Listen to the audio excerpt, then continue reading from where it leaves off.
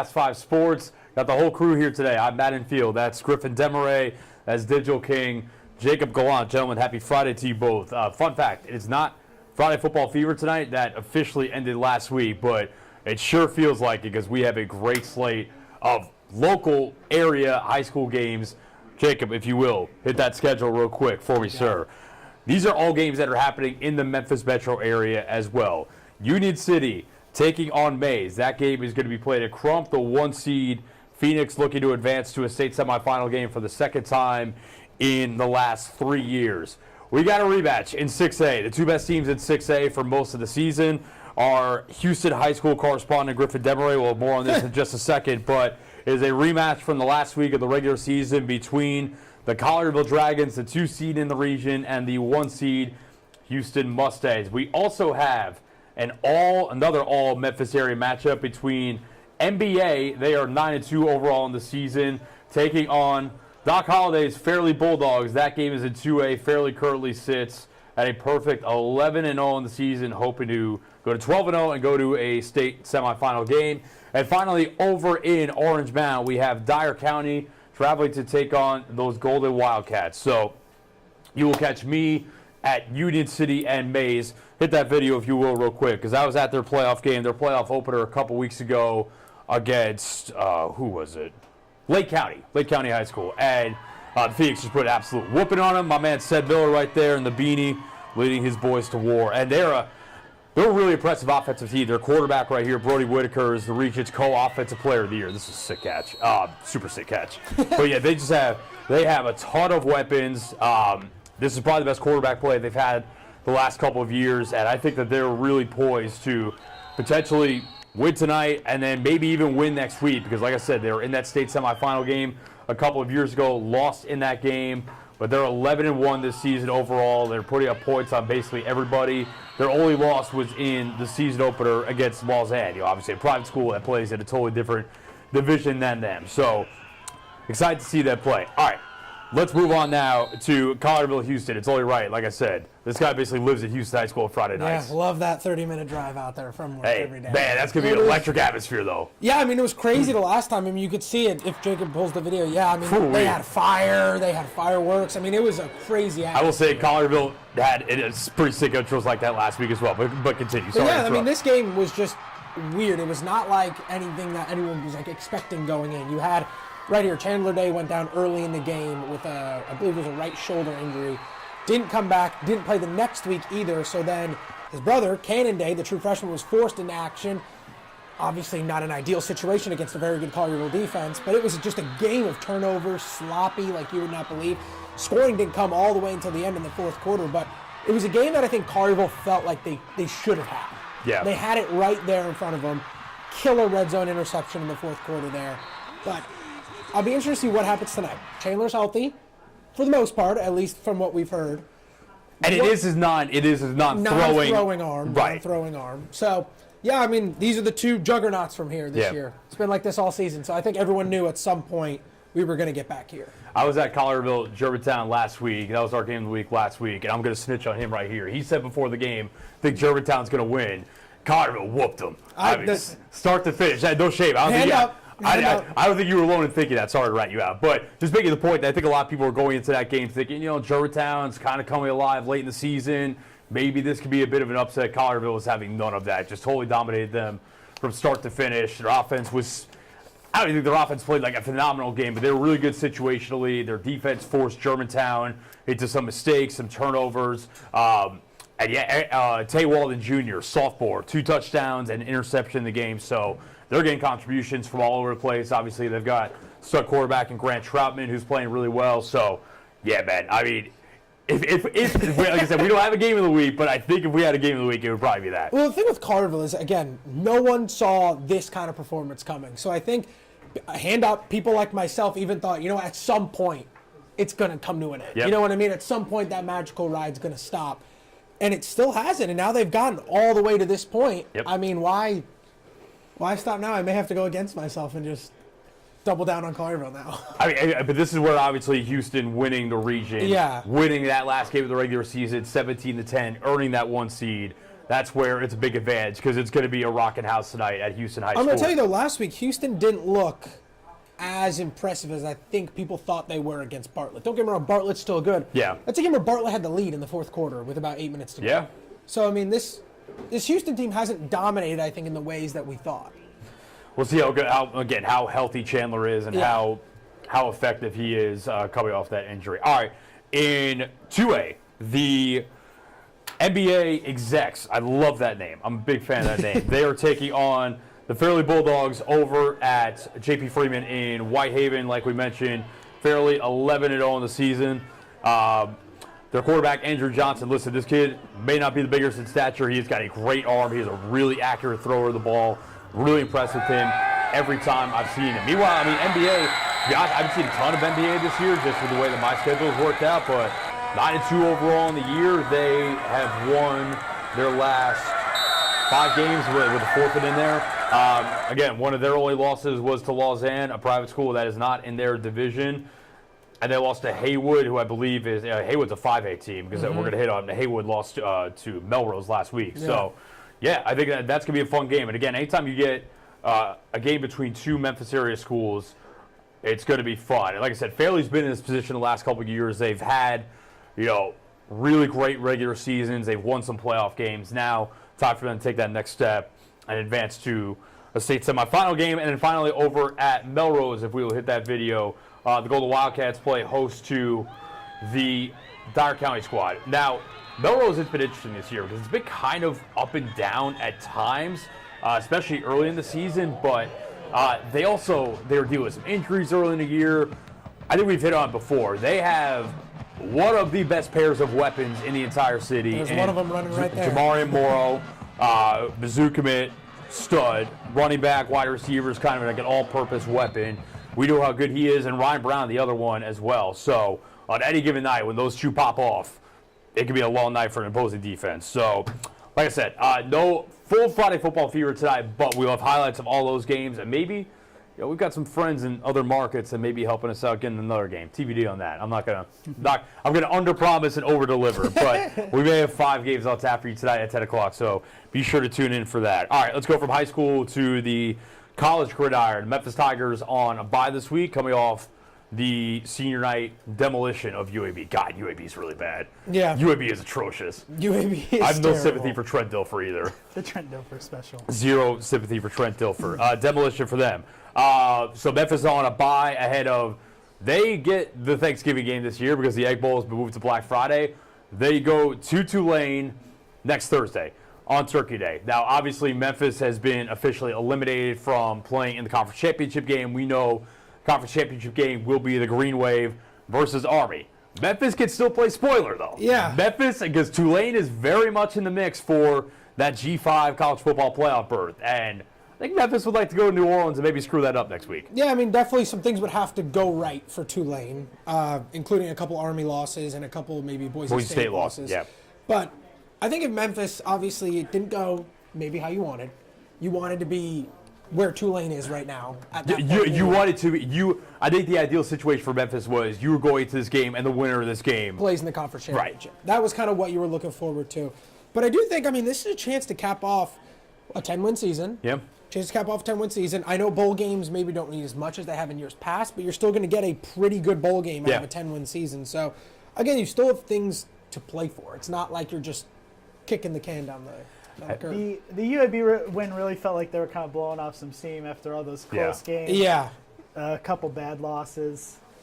And they really needed that. And they hit the gas pedal in the fourth quarter, too, and the second half, I should say. Cool for Seth Hennigan, obviously, his final start at home as Tigers quarterback. 299 passing yards, 4 touchdowns, including the 100th in his career. Obviously, the only player in program history to hit triple digits, so good to see him go out like that.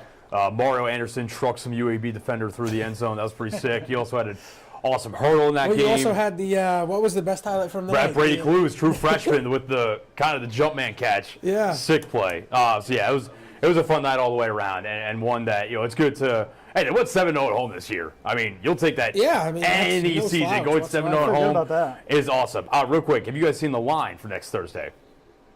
No, I'm going to guess Tulane 13. Tulane 14.5 at last check. So that could have gone down. But The Green Wave, I mean, listen, we got to give Tulane a lot of credit because in the offseason, they lost Willie Fritz, their head coach, who built them up. He goes to Houston. They lost Michael Pratt, who got drafted and subsequently cut by the Packers, but obviously was a really good college quarterback.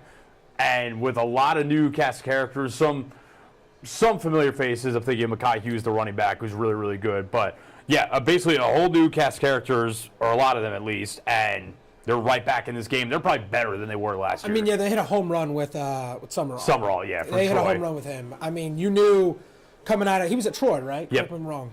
He had Troy kind of coming in the Sun Belt a little Yep. bit. It was a little bit what JMU kind of looked like Yep. early in the year as well. So you had him come from Troy and really just keep the momentum that they had. I feel like that's the biggest thing at those like American schools and the Sun Belt schools. When you bring in those new coaches after a big season, because you know they're going to leave, Yeah. you have to keep that momentum somehow. And I think he did that perfectly and Yep. really set them up for – I mean, their one really close game against Oklahoma and really close game against Kansas State early in the year from probably being where Boise State is right Oh, yo, I think if they win either one of those two games, I mean, I would say right now they're probably third in that conversation right behind Boise and Army. Yeah. They're probably top two. Yeah. And at that point, anything can happen. All right, Ole Miss is coming off a bye. It was a very sweet bye following that enormous win over Georgia at home. The Rebels number, I'm tripping out. They're 9. Yeah, they're 9 in college football playoff rankings. Going to the swap tomorrow. Curious your thoughts on this, because to me, I get it on paper. It looks like it should be a comfortable win for Ole Miss. They're 12.5-point favorites, but Florida has a little bit of momentum. A win would make them bowl eligible. Now, it must be said, too. They're going to play, if they don't get it this week, they're playing Florida State rivalry week, and I think that win's going to come because Florida State really stinks. But Should be the Nickelodeon. You never game. roll out a rivalry game, though. yeah, for sure. DJ Lagway playing for Florida, so just Ole Miss, just make sure you come ready to play, because if not, things could go sideways. Yeah, I mean, you saw Florida last week look the best I think they've looked all year against LSU. Lagway looked really comfortable, kind of spreading the ball around. The thing I worry about with Florida, at least, is I don't think Florida has the weapons to really make maybe not. this keep up, because it looks like Trey Harris is going to be back, which is going to be big for Ole Miss. Trey Harris, I mean, still somehow leading the SEC in receiving yards after not playing Beast, for yeah. 4 weeks. Ridiculous. So getting him back, this team seems to be peaking at the right time, but then again, you haven't played in 2 weeks, so maybe you come out a little slow. 11 a.m., not going to be a whole lot of juice. I think that's going to really benefit Ole Miss. I think if this game were a night game, everyone would be swamp, a little more Yeah. testy about it, but yeah, I mean, again, you just got to come out and you got to play hard, play fast from the jump. You can't let them hang around, or else that's when things get interesting. All right, another Mid-South team that is also, well, ranked pretty high. Actually, Tennessee technically would not be in the college football playoff today, but they are ranked number 11, just the way that kind of the conference champions and the Well, seeding the cluster of works. the 10-2 SEC teams Right. is something to behold right now. It's always up to the committee, too. So Yeah. Tennessee hosts UTEP. They are 40.5-point favorites. I think we know how this is going to go, relatively speaking. I think we know how this is I going think to for go. Tennessee, it's more you look down the stretch of the year and you got to see how this is all going to shake out. Yeah. Because if I'm looking at it right now, I'm seeing Tennessee as the one that's kind of left out here out of Yeah. the rest of the Well- 10-2 SEC teams. Well, the rankings say the same thing right and now. because you have A&M, who's probably you have the A&M Texas game at the end, which if you're Tennessee, I think you have to root for Texas because you don't want A&M even getting close. Because if A&M beats Texas, they will jump Tennessee. I think, and we go into a whole different discussion about resumes and whatnot. Obviously, it's been a hot topic this week. Yeah. I think, listen, man, I get Texas. I get the preseason ranking. Apologies, Bria Bolden here. No, not yet. Bria Bolden's a huge Texas fan. If Texas loses to A&M, I think they should be out. No, there's definitely a discussion to be had because they don't have any good wins. Their best win this year is Vanderbilt. At the big house, maybe, and even that. Even that looks terrible now. Yeah. I mean, Vanderbilt or Colorado State. Yeah. I mean, you're really going to say the Mountain West team's your best win? I don't know. Again, there's been so much talk about these schedules and everything, and this week was really big for how the committee looked at those 10-2 SEC teams. They thought Alabama was the best, even though Tennessee had already beaten Alabama.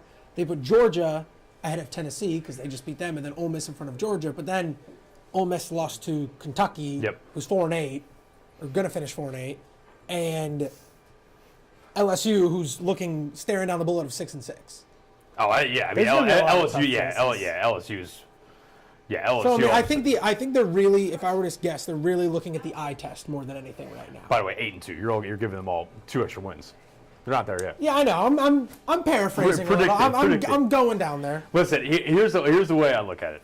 And obviously the rankings have been a big discussion this week. There are 2 teams with borderline bulletproof resumes, Oregon and Ohio State. That's it. I mean, what's wrong with Indiana's? I mean, Indiana, too. I haven't lost. I know the strength of schedule is only only We'll see what happens I'm not jumping down the Indiana rabbit hole because we'll find out tomorrow. Yeah, we will. We'll find out tomorrow. Tomorrow at 11. Tomorrow, One way or another. Listen, 10-0. If they don't get their doors blown off in the shoe tomorrow, then yeah, I have no problem with that being in. If they lose by 30 tomorrow, then we got to have some discussions. Last thing I'll say about it is just it is so fun this year arguing about teams in the 10, 11, 12 to where in years past, I mean, this thing is done. Yeah, basically done. Although I will say, it must be said, off the Indiana discussion, Penn State. That's another one, man. That must be that much better. What is Indiana doing behind Penn State? What is Indiana doing behind Penn State? Who is Penn State beating? Penn State. They played one team that's the same, and it's UCLA. Indiana beat them by 30. Penn State beat them by 5. You think it's anti-Hoosier bias? I think there is a little bit. Yeah, I mean, Penn State's got tradition. Where you now, see do I think Indiana Penn State does have a ranked win now. Illinois. Just saying. Stop. Just saying. Stop. I'm stating a fact. I'm not saying whether you should judge that and give them extra credit for that. I'm just saying. Now, do I think Indiana would lose to probably those 4 SEC teams? I don't think that matters, though.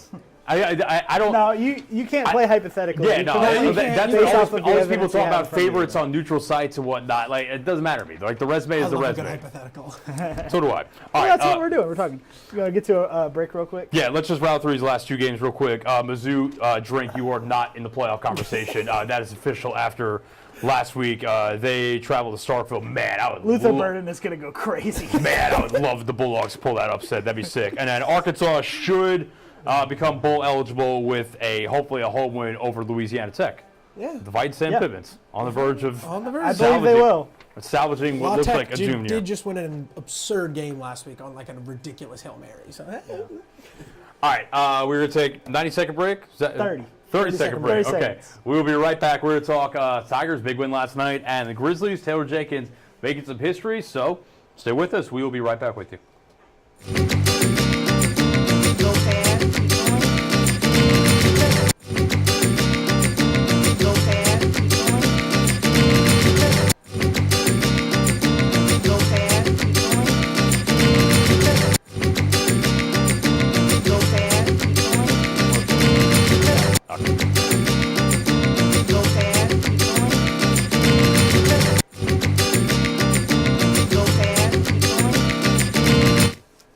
All right, welcome back to Fast 5 Sports. All right, let's transition to the hardwood. Man, you guys stay up late last night, watch Tigers or not? Yeah, you were here at 6 in the morning, right? I saw some of the highlights, yeah. Okay. So the Tigers starting a 9-day road trip with a pretty good non-conference game against University of San Francisco. Considered a neutral site game because it wasn't played on campus, but it was played at the Chase Center where the Warriors play. And apparently, the Dons were introduced as your San Francisco Dons. So, neutral site game. It's like when Memphis football played Mizzou in St. Louis last season, and the end zones had Mizzou black and yellow and all of that. Neutral site game. Either way, Memphis. I can't believe they called him Anthony Hardaway in this lower third too. By the way, like who calls Penny Anthony Hardaway anymore? I remember like an NBA Live game back in the day that had him Anthony. I'm like, who's this guy?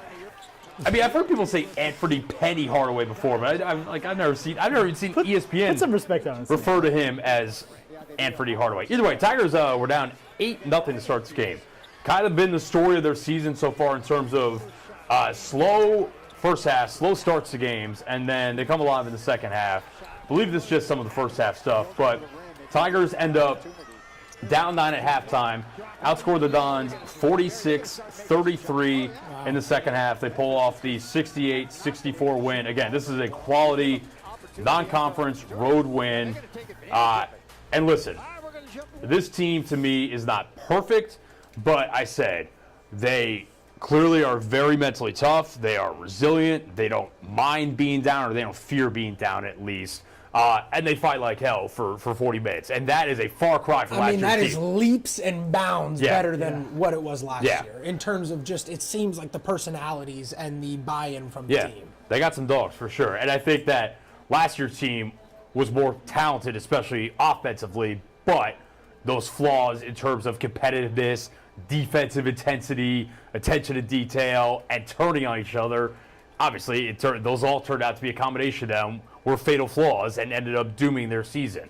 This team, I think, is going to be opposite, where even if they're not overwhelmingly offensively talented, although P.J. Haggerty is a guy. Yeah. P.J. Haggerty is absolutely someone that you could go to down the stretch. But I think that with the way they play defense, with the way they stick together and whatnot, and just their competitiveness and that dog they collectively have in them, I think that's going to lead them to maybe, hopefully, I think, better things this season going down the road into conference play.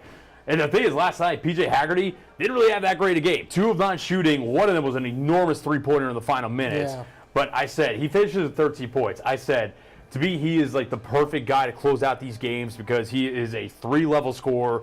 He is masterful at drawing fouls, and he is money at the line. I don't think he's missed a close late-game free throw the entire season. Not afraid of the moment whatsoever. Got to give a shout-out to the best name on the team, Dane Danger. 18 points off the bench, 7 rebounds go with it, 3 blocks. Musa Cisse started in place of him in the front court alongside Nick Jourdain, but Danger, the Illinois transfer, easily his best game as a Tiger. I think this is kind of a good thing to see. All right, they can win a game where they don't need to go to a P.J. Haggerty or a Tyrese Hunter to be their leading scorer. Danger comes off the bench and gets it done for them. Yeah, and I think when you looked at this team going in, the questions were in the front court. There wasn't about the backcourt. You knew those guards were going to be really good. Especially after Tyreek Smith left. Exactly. And I think you thought you may have been a little thin there. And you saw that you got maybe more than you think. I mean, you know Jourdain is good. You've seen enough from him. Just solid. Just a solid guy going in and day out. And I think what can't be slept on here is San Francisco's that's a good team. Yeah, quality team. That's a good team you just beat. And that was a good UNLV team that you beat. You go out to the West Coast twice in the span of 3 weeks, and you go out and get road wins. I know, neutral, air quote, neutral site. And I think this really prepares you for what's going to be a very, very competitive Maui Invitational. Which starts with the 2-time back-to-back national champion UConn Huskies. And yeah, I mean, this is going to be, I think this is going to be a good test. Here we go. We got a schedule. Of course we do. Upcoming schedule. Okay, so they start with UConn. That game is on Monday. Listen, I'll say it. I expect them to lose that game. No shame in that. No. UConn is top 5 in the country. They're back-to-back national champions. I expect Memphis to lose. You just want them to look the part. You want them to play competitively throughout that game. Then they'll face either Colorado or Michigan State. Colorado was a tournament team last year. Michigan State, I don't know if all's good in East Lansing right now. And then trying to look at the bracket. Michigan State's always a sneaky team, though. In that Izzo Champions Classic, they hung around with Kansas for a while. And then I'm trying to look at the bracket. The other side of the bracket is Auburn, Iowa State, Dayton, North Carolina. And obviously they've already played North Carolina so far in exhibition action. So, yeah, man, I just think that, you guys remember the battle for Atlantis last year when they beat Michigan and they beat Arkansas. Then they got throttled by Villanova in their final game. But I think people still walked away from that trip saying, all right, kind of mission accomplished. You beat two quality teams, or we thought they're quality at the time. Obviously, Michigan and Arkansas kind of fell off a little bit from there, but and even Villanova did as well. Villanova it wasn't all swimmingly at the end of the season either. But you could lose to UConn and still have a successful trip here, in my mind. And I think it's going to be interesting to see because UConn is a team who hasn't played anyone yet. A lot of new guys in that rotation. A lot of guys left last year. UConn's played 4 tomato cans to start the year. So this is going to be UConn's. You just call it 4 tomato cans? 4 tomato cans. They have legitimately played 4 tomato cans. Who's UConn played? I'm curious now. Keep going. You want to see the tomato cans? Yes, I will. But I think it's going to be interesting to see kind of what UConn you get because we haven't really seen them play yet. I mean, look. 2 of those teams don't have logos on Google. 2 of those teams don't have logos. You don't respect Sacred Heart in New Hampshire? I had a buddy. You gotta respect the New England. Lemoyne, who is Tamuck. Tamuc. Who is that? I mean, Danny Hurley said in his press conference the other day, they won by like 35, I think the number was, and he was like, yeah, I mean, I don't think you can really take anything away from that East game. Texas A&M University, is this it? Yeah. I guess so. Not even Texas A&M Corpus Christi. They went East Texas A&M. East Texas. What in the world? So, All right. again, getting to the point, though, the So directional Memphis will is surely be crazy. the best team be the UConn best played. team, far and away the best team UConn has played so far. So I think it is going to be a test for them coming out and having to play a real team for the first time. Also, something else I like that Petty's doing this year, and teaser. First episode of the Petty Hardaway Show, the new season, airing Sunday night right here on Action News 5. Myself and Dave Voloshin sat down with Penny, players, coaches. It's good stuff. But something I asked him about, he's played shorter rotations now. I mean, it's been well known the last couple of years. You're on that roster, everybody plays. Petty playing 12, 13 guys sometimes, and playing them like not all significant minutes, but like enough. This season, it's basically an 8-man rotation for the most part. And it's a lot of the starters are playing a lot more together. And he told me, a teaser for the show, he said, it's kind of part of what he's faced with this roster just because they are a little bit thinner, but also he recognizes, hey, this starting unit, the main guys, the core guys, they're getting the job done. So I'm not going to pull them out of the game. So I think that shows some growth on Penny's end as a coach as well. So, yeah, last thought on them. No matter what happens in Maui, like, they are far from a finished product. As we saw last year, winning in non-conference is great. It'll help them build their resume for the tournament.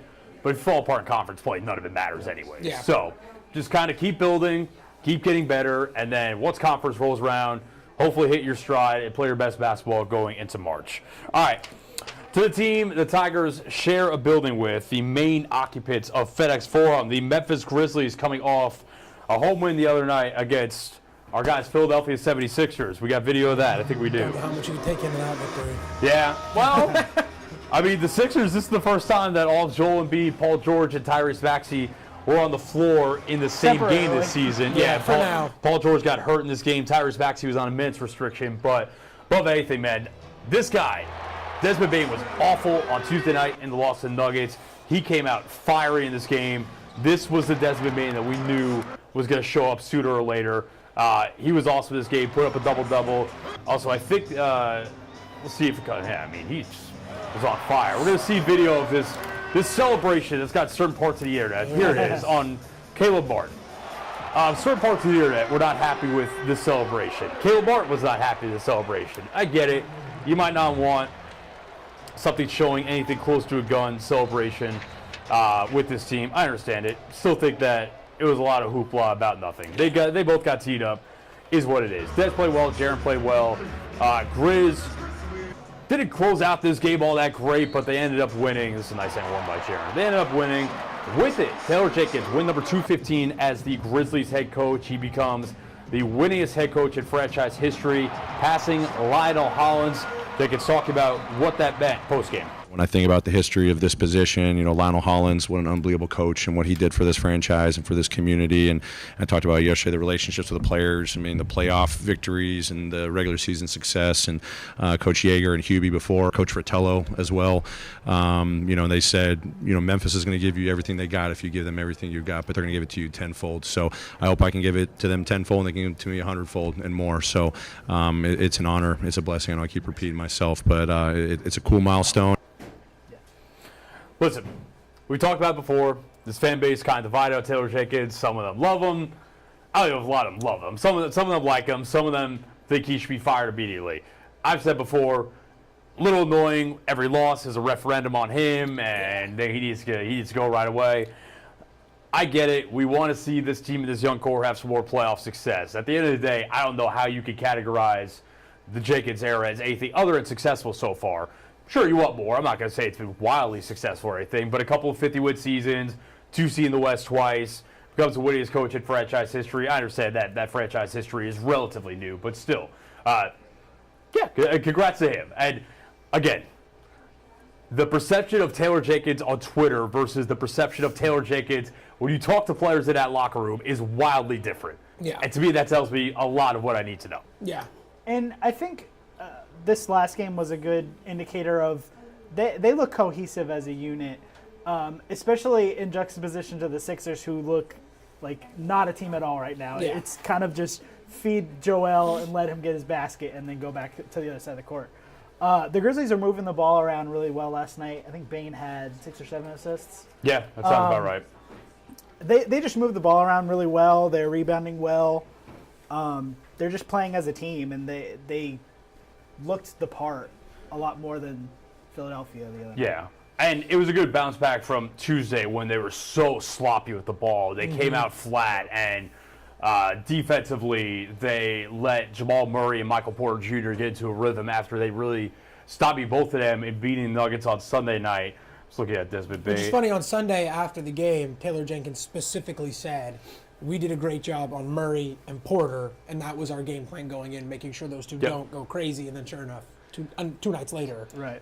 they go crazy. Tuesday was also, I mean, they shot just so poorly. I Yeah. mean, like I said, Desmond Bane on Tuesday night was 1 of 10 from the field, 0 of 5 from the three-point line. He's not going to shoot that poorly every night, and clearly he got some of that back on Wednesday against the Sixers. Can we take a look at that Grizz upcoming schedule? Because it is a pretty favorable schedule if you want them to go on a little bit of a run and stack some wins here. Oh, yes. At Chicago tomorrow night. Now, obviously the Bulls came here and beat the Grizzlies a couple weeks ago behind really hot shooting performances from Zach LaVine and Kobe White in the second half. I was at that game, and they lit the Grizzlies up. So, can't put that one in the win column exactly, but the Bulls are under 500. I think they're 6-10 right now, so favorable for the Grizz, even if it's on the road. Then 4 in a row at home against bad to middling teams. Now, Portland's bad. Portland's terrible. Portland's played a little bit better since the Grizzlies embarrassed them at their place a couple of Sundays ago. Portland's not very good. Hey, shout out JB Bickerstaff, because he has got the Pistons playing better than they have in a long time. You know, I was on with Jarvis Greer, former sports director here, of course, on his show, Grizz Beat, the other day. We kind of talked about Kenny Atkinson going to Cleveland. He's got the Cavaliers humming. JB Bickerstaff gets fired. He goes to Detroit. Pistons playing pretty well right now, or at least better than they have in a while. At home against the Pelicans, I believe that'll be next Friday night. It will be. Man, the Pelicans. Feel for the Pelicans, because they're having the injury luck the Grizzlies had last year. That's a disaster if you lose that game. Yeah, I mean, Zion, DeJounte Murray, Ingram, McCollum, I mean, it's just everyone's hurt for them. It's pretty wild. And then home against the 2024 version of the 2021 Atlanta Hawks.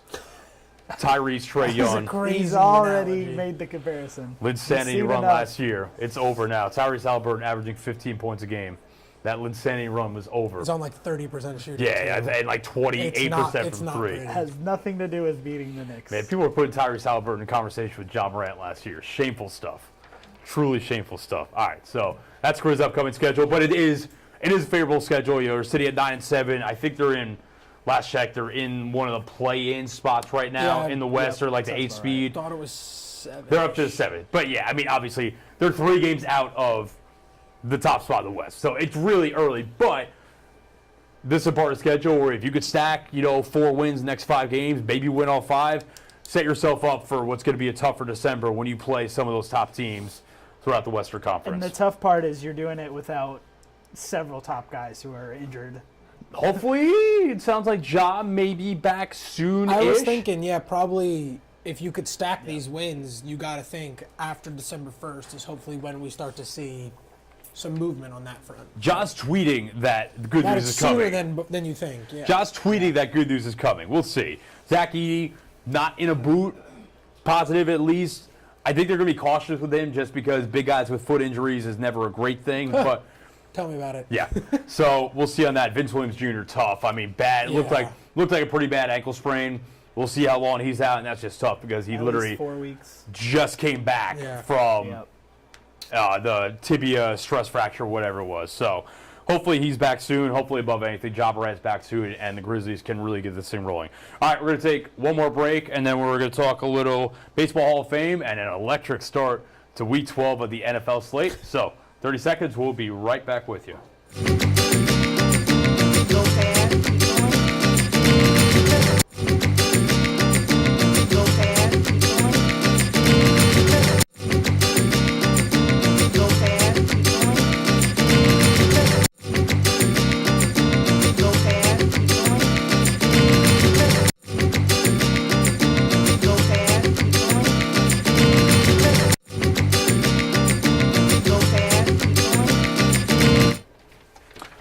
welcome back to Fast Five Sports. We're going to close this out with, well, first, let's hit on a couple of baseball-related notes. Last night, Aaron Judge and Shohei Ohtani, as expected, both unanimous MVPs. Number 3 for Ohtani. What a year for him. I mean, first MVP in the National League, wins the World Series. Yeah, life's pretty good for Shohei Ohtani right now. And then Aaron Judge, despite his miserable postseason, he was obviously incredible in the regular season. Second MVP in the last 3 years. So I think we knew that was coming, along with Tarek Skubal winning AL Cy Young.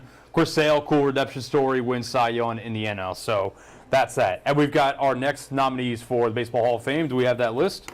So the new additions to the ballot this year, we've got, let's kind of walk through them a little bit. So Ichiro should be first ballot, no doubt. Yes, right? 100%. We got CC Sabathia. What do you guys think on him? I think he's in. It's tough because I'm kind of breaking one of my rules here, which is if you're a Hall of Famer, I shouldn't have to think about whether you're a Hall of Famer or not. I think I would probably lean CC, yes. Like, he doesn't have any. He's won Cy Young, right? I believe one, yeah. I know Yeah, he he has was at the least 2009 With the Yankees. Yankees. Oh, yeah, I should know that one. Yeah, 200. I don't value wins a ton. Sorry to all the boomers that do. I think he's in. We'll see, though. I wouldn't be surprised if he doesn't get in right away. So, interestingly enough, he's got a higher career WAR than Ichiro. I know WAR's not everything, but right. It's interesting that we're no doubt on Ichiro, and then it's kind of like I think it's oh, this Ichiro. guy's got a higher one. So here's my thing with Ichiro. Like, Ichiro's OPS for his career is 757. His OPS plus, which kind of like balances it out based on ballpark, is 107. So, like, and I value OPS a lot personally, because to me, if you have a really great OPS, you're getting a ton of extra base hits and you're getting on base a lot.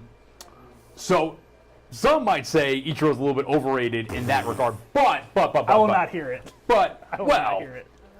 here's the thing. 117 home runs for his career. Now, Ichiro is obviously an incredible fielder and stole a ton of bases well. He had over 500 steals. So, and I think beyond that, it was kind of the impact he had just coming over from Japan. He wins MVP right away. He wins Rookie of the Year. He sets the single season hit record.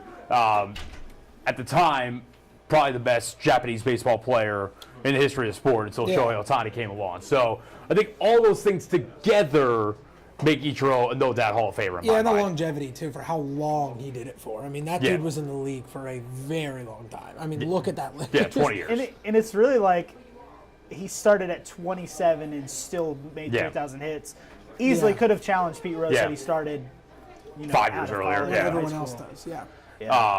I think Ichiro's a Hall of Famer. It's just a matter of I typically don't value mainly singles hitters as much, but he was so good at it. And again, he was such a great base runner and fielder that all of it combined, yes. Okay. So I think Sabathia deserves to get in. I feel like he was one of the few best pitchers of his era. yeah. He so much postseason success. Yeah. He was really good with the Brewers that one postseason. He Yeah. was unbelievable. 2008, right before he went to the Yankees. Almost yeah. won both Cy Youngs that year. Yeah. Something like that.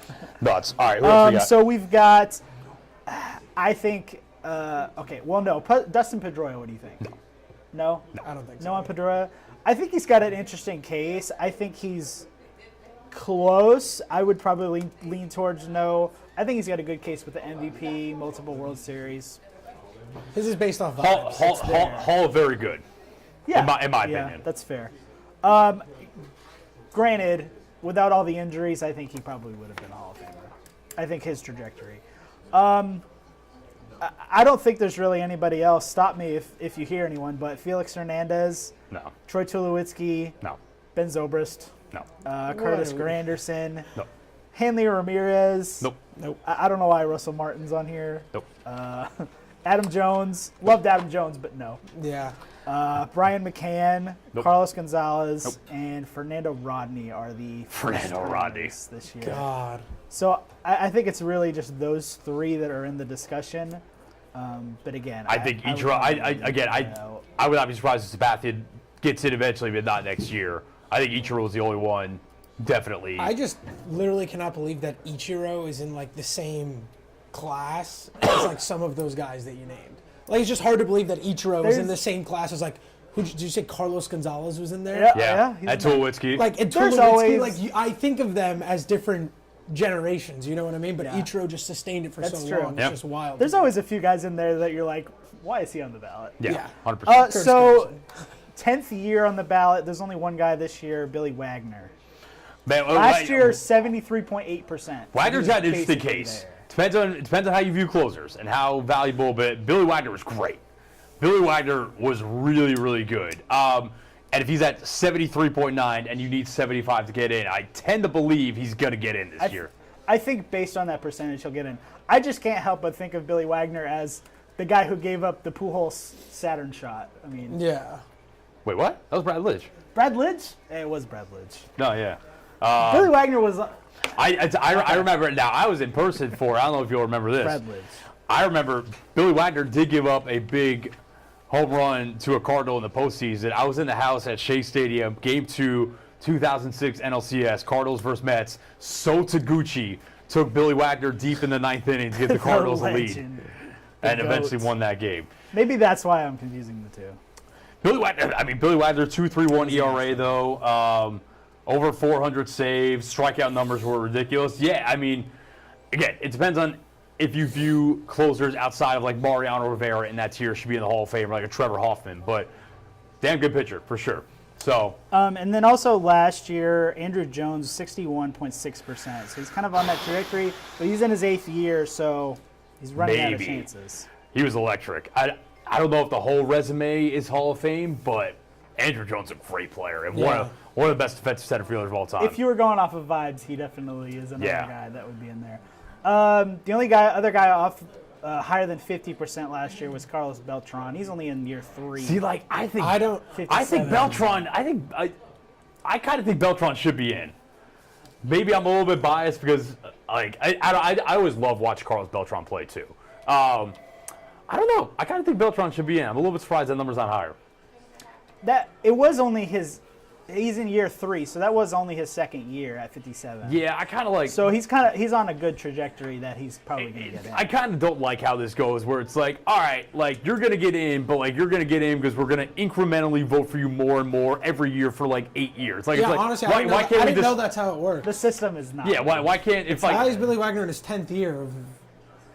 if you're in, you should Because be he in. hasn't gotten.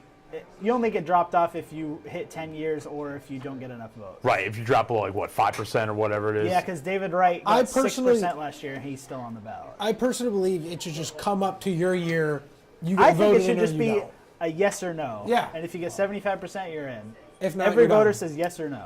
Yeah, I agree. That would make a lot of sense. So yeah, there's some other guys on there I don't think really have a good chance of getting in. Yeah, it'll probably be another small class. Yeah. Manny Ramirez, A-Rod.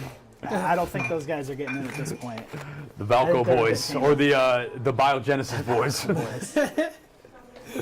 Oh, A-Rod. Man. All right, we're gonna finish off talking a little NFL, looking ahead to this weekend. And man, last night electric snow game in Cleveland. That's so good. Jameis Winston puts the Browns on his back, leads them to a 24-19 victory Eating the snow. over the Browns. Admittedly, I'm not a huge fan of Russell Wilson. I've always been Jameis Winston fan going back to his Florida State days. So, pretty electric. And to me, Jameis is without question one of the 32 best quarterbacks in the league. He should be starting. It's kind of tough because obviously some of the guys he's better than are young guys that teams are trying to develop. Yeah. But I think Jameis should be starting somewhere. Yeah. I mean, Go ahead. I see it, but to the same token, though, like you said, there's like how many teams are working in young guys? Let's say we ballpark it at what, 7? I 8? think I was looking at it like teams where it could actually make sense for Jameis to start next year, depending on the draft, would probably be the Jets. There's a starting job that just opened up today, and also in New the York. Giants. I was gonna say. No, don't hate on my boy. I will Tommy never Cutlets. disrespect Tommy Don't disrespect Cutlets. I could see the Jets. To be honest, the Browns are going to be in cap hell whether they move on from Watson or not. And apparently, if you remember, after the Watson injury, their GM, Andrew Berry, was kind of non-committal on his future with the team, which, I mean, the only reason he even maybe has a future with the team is because of the contract. Yeah. Because if it was purely on play, He would have been gone. He a would long be time gone. ago. Yeah, he would have been gone before the start of this season. But to be honest, if the Browns are going to be in cap hell, it depends on if they can draft a quarterback or not. Wouldn't mind if they just ran it back with Jameis, because I think the receiving core is okay. Jerry Jeudy all of a sudden has come to life with Jameis All of a Winston. sudden, looked You like wrote he him off. remembered how to play. I said I wasn't writing off Judy a few weeks ago. You said write off Judy. I said no. Yeah, all right, fair. He's looking good. I like Didn't the Jets try to get Judy at one point? apparently Joe Douglas tried trading Al Lazard and like a day 2 pick for Judy this offseason. Woody said no? Woody said no, which is why the Jets stink, because the owner meddles in everything. You cannot escape bad ownership. That is the moral of the story. Jameis, sorry, let me just finish stuff. Jameis in Nashville? Titans move on from Levis? Don't draft a quarterback? Just saying, maybe? Yeah, I mean, there's definitely a chance. Maybe? It would be weird if they didn't draft a quarterback, but Pretend- maybe you use him as a bridge for a year. Listen, like I said, there are only 2 quarterbacks I'm really interested in drafting in the first round this year, Shedeur and Cam Ward. Everyone else to me should be a day 2 guy at best. So I'm fine if you draft whoever you want to name. Milroe? Milroe's at least interesting to me. I don't think Milroe's a first-round guy, but like if you squint and see the Jalen Hurts trajectory, like maybe Someone's Yeah, going to really use a smart. really high pick on Milroe, and it might Someone's not going turn to. out well. yeah. If they're I'm impatient, telling it's you right not now, gonna I turn think out well. Milroe is going to go top 10. It's going to be egregious, but someone is going to take him top 10. Teams get thirsty over I quarterbacks, think- so I can see it. I think if you were patient with Milroe, he could turn into a good quarterback. But you trot him out there day 1. He's Oh no, not for gonna- sure. it's going to Like, be very bad. Yeah. You got to develop him for sure. But like the Ewers and the Allars, like to be honest, I'd rather those guys might have higher draft pedigree for whatever reason. I'd rather take Jackson Dart on day 3 than some of those guys. Yeah, Honestly. guy wins. Jameis in Vegas could be electric, depending on who they bring in with the coaching staff. Who knows? Yeah, that feels like Sugar Central. if they don't draft a quarterback, that's But I'll tell you, that's strange. and this is related to the Jets. I don't think we're as far away from Aaron Rodgers, the Minnesota Viking, and time being a flat circle as we think. Because I don't think they are going to trot J.J. McCarthy out there day 1 next year. Because I think they clearly are being very intentional with how they develop him. Hence why they gave Sam Darnold the keys from day 1 this year. And McCarthy played 1 preseason game. I would not be surprised if they bring in a bridge quarterback next year. Could be Jameis too. And Could be Dimes. could be Dimes. Could be a couple guys. Could be Darnold. Who knows? Could be Cutlets. Cutlets. But yeah, either way, I think Jameis has made a case to start somewhere. I think it should be Cleveland above anything. Yeah. Good for Nick Chubb too. His first 2 touchdowns since coming back from that gruesome knee injury. In the snow game with no sleeves or gloves, just insane. He's a football guy. That's a football. For sure. Steelers dropped to 8-3. It's pretty significant for both their division hopes, their seeding hopes, because they do still have to go to Baltimore, and the Ravens could get a chance to get their lick back from last Sunday. So, yeah, weird stuff happens in the NFL. Browns are now 3-8. Steelers dropped to 8-3. George Pickens also was in a fight in the end zone on the Hail Mary on the No, last play. really? Shocking, right? I'm astonished. With Denzel Ward. So unlike him. George Pickens also had a lot to say afterwards. He said, I don't think the Browns are a good team. The conditions saved them tonight. So they play again later this season. God, so he let- never he's misses. entitled to that He never opinion. misses. all right, let's run through the rest of the Sunday schedule real quick. Niners, Hey, Packers get one. big one at Lambeau. Yeah, it's sounding like there's going to be no Brock Purdy for that game. Are they saying no Brock? I know he had an MRI. They're not saying it, but the reports out of practice made it sound like he wasn't moving Who's the very backup? well. Brandon Allen and So- Josh Dobbs. Right. I've seen a lot of Niners fans online calling for Dobbs to start over Allen, I think but he I probably think the should. team is probably going to go with Allen. It's sounding. I mean, Kyle Shanahan, the coaching staff, sees more than we do. I've seen Josh Dobbs play football before, a lot of it last year. It might not always be perfect. For what I've seen from Brandon Allen, for what I remember, it's probably better, but I don't know. The Pastronaut? That's right. But that's a big Give one him a because shot. obviously that is a multi-time playoff rematch from the last however many years. I mean, Yeah. I covered multiple. I think there's supposed to be snow again, too. Already talked about that? Yeah, there were people saying Possibly. snow again. I don't know. Josh Dobbs at least gives you a quarterback that can move. Yeah. And we know the Packers struggle with those historically. That is true. I covered at my more than last job anything else. multiple Packers playoff losses to the 49ers. So, and obviously there was another one Yeah, we remember them all. last year. Packers kind of gone toe-to-toe with them in the regular season at least, but playoffs has not been pretty. And hey, listen, that's big for San Francisco too, because if they lose that game and drop to 5-6, man, it gets murky. The NFC West is wacky. They can get back into it, and like no one's pulling away, but that's a big one for San Francisco and for the Packers too. That for might be matter. a division that only has one playoff team. I think as it well. definitely is. Yeah, it's looking that way at the moment. What else we got as far as big games? I think we got a good Monday night game this week. Cardinals Seahawks is fun. Hey, listen, I had the schedule. I was on early in the season. I like watching the Cardinals play. I think they have a really well-designed offense. They're physical. Kyler's playing pretty good ball right now. They've got good weapons. Defense has been really good lately. And I think a lot of people maybe threw the Seahawks to the curb a little bit. Yeah. When they went into San Fran last Gino week. was electric. Yeah. Gino, and What are the Cardinals at? They 6-4? they were 6-4. I mean, Niners drop this one, and the Cardinals go to 7-4. They're up, what, 4 games? 2. Well, it's How 2 bad plus is the my math? tiebreaker. 2 plus the tiebreaker. All right. Because the Cardinals beat them in I thought it San was 3 Fran plus the earlier in the tiebreaker. year. Seahawks, though, flip side, Seahawks win, and they're tied atop the division. Yeah.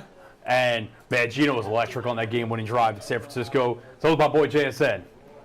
Never missed, just a little bit late. Took him a while, but he's been playing really well the last couple of weeks. He went over 100 yards in that game. Eagles-Rams, a fun Sunday night game you can watch on Action News 5. How you feeling? That's a good one. Good. I think the Rams are decent, but Your secondary against those receivers is going to be a good matchup. yeah, it's going to be very good. Very fun to watch. Any backwards hurdles this week? No, that's in Madden now, though. Thank God. If Either somebody Madden hit- can't get anything else right, If but they got somebody that. hit that on me online, I'm The controller just burning the snapped game. it. Rage quit for sure. And then awesome Monday night game, the Harbaugh Bowl, Ravens, that's awesome. Chargers. Yeah, that's gonna be a fun game. Ravens are 3-point favorites. They're obviously coming off that loss to the Steelers. Lamar, not as great against Pittsburgh, but still I think playing at MVP level. Man, Justin Herbert's been fun to watch the last couple weeks. Yeah. Really, kind of up and down against the Bengals on Sunday Night Football this last week because he was electric in that first half. Not as great in the second half, but was money on the game-winning drive. So This might be a little premature, but I feel like if they get him a few weapons next year, Oh, he yeah. could be like MVP talks. yes, oh, Yeah. no, I think he should kind of be on the outskirts of the MVP discussions this year. I think what's the MVP discussion this year? Is it Allen and Allen, Lamar. Lamar, and It's, yeah, those two. Yeah, Allen Lamar. I wouldn't be surprised if he finished third. I could definitely see it. And yeah, Saquon?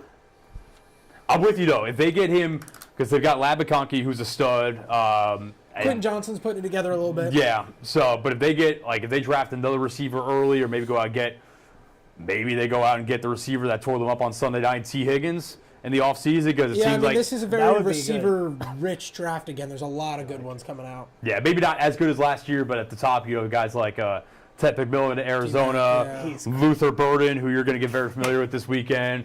The Travis Take Hunter, his overs. the Travis Hunter question is a big one too. What position does he come out and Yeah. play? So that's that. All right, I got a meeting to get to, and the rest of us have other stuff to do. So that's that. Another good show in the books. We have a great slate of high school football quarterfinal games that you can catch right here tonight on Action News 5 at 10. But for now, for Jacob Gallant and Griffin Demaray, I'm Matt Enfield saying thanks so much for watching. We will see you next Friday. But for now, we are